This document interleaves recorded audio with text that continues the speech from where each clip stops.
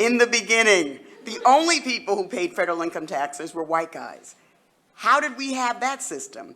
Because our progressive income tax system was based on this concept of ability to pay. And who has more of an ability to pay than rich white guys? But who didn't like it? Rich white guys. So in 1916, for example, when 1% of Americans filed tax returns, one of them was named Frederick Brewster. The Brewster family was the second wealthiest family in the country, second only to the Rockefellers. And in 1916, he sold some investments, in today's dollars, $10 million worth. And he had a $2 million profit. And he owed $400,000 in taxes. And he said, I don't like this. So he made the argument that, oh, he's a casual investor, so he shouldn't have to pay taxes on it, because it wasn't like he worked this. This was just casual. Supreme Court said, nice try, you owe the money. He wasn't done. Congress bailed him out. That was when we got a preferential rate for investments, like stock and stock buybacks and dividends. So back in the 1920s, we had Congress bailing out the richest Americans who had the greatest ability to pay, who circumvented the core belief of the progressive income tax system. So we have an example of how rich white guys manipulate the system, and if they don't get what they want, they change the system. So we see the difference in how labor is taxed at the maximum rate versus how income from stock is taxed. So that's a big loophole. There's a smaller one. It's called the joint return. In 1927, 5% of Americans filed a tax return. The richest 5%. One of them were this white couple in Washington, the state of Washington, called the Seaborns. And wait for it, Henry and Charlotte, they didn't like paying the taxes. So they decided, oh, I know, Henry worked in the paid labor market, he was a shipping magnate, and Charlotte was a stay-at-home socialite spouse. So Henry decided, because at the beginning of our tax system, there was no such thing as a married return. Everybody filed as an individual. So Henry worked, he had to file. Charlotte didn't work, she didn't have to file. But Henry shifted half of his income to Charlotte. One would say to file a fraudulent return, you didn't hear me say it, but one would say to file a fraudulent return, they go to the IRS says, you can't do this. They go to the Supreme Court, oh yeah, you can. Because they lived in a community property state, it enabled her to have a legal right to half of his income. So the Supreme Court said you can do it. But Henry and Charlotte Seaborn got a tax break. The Henry and Charlottes in separate property states didn't, and they didn't like it. So they had a choice. They could go to their state legislatures and say, oh, let's convert to community property and give my stay-at-home spouse a legal right to my money, which they didn't do.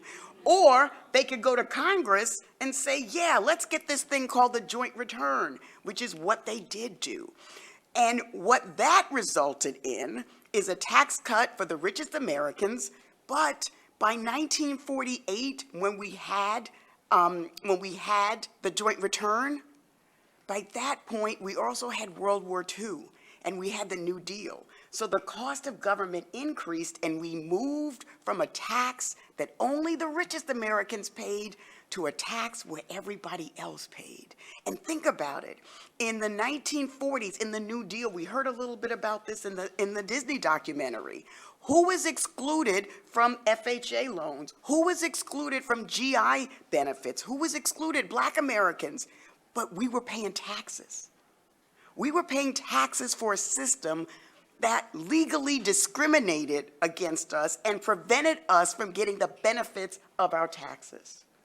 So you wouldn't know any of this had I not become a detective over the last couple of decades, because the IRS and the Treasury don't publish tax statistics by race. And what not talking about race when we talk about tax does is foster the status quo, because the other side is talking about race.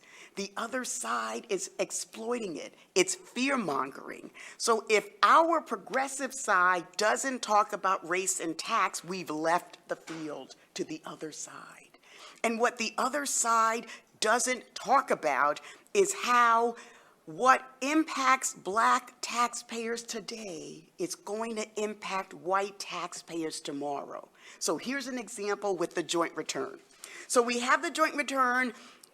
Married couples get a tax cut if you have one person in the paid labor market, the other person is a stay-at-home spouse. Under Census Bureau data, research that I've looked at, that family is typically white. The family that isn't typically white are the family where the two spouses earn roughly equal amounts.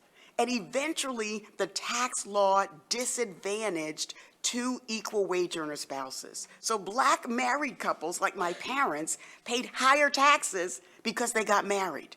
Seaborn's tax cut. James and Dottie Brown increased taxes. But guess what? Fast forward a couple of 20 or so years, white married couples started looking like my parents. They needed two incomes to be able to make ends meet. So they started paying the marriage penalty.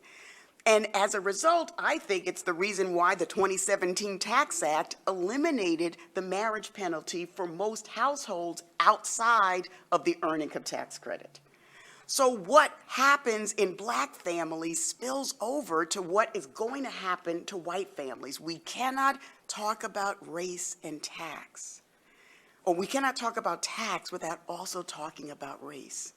So whenever you want to think about how do we make a progressive pitch, you need to think about rich white guys will always make tax breaks that benefit them and screw the rest of us. Thank you.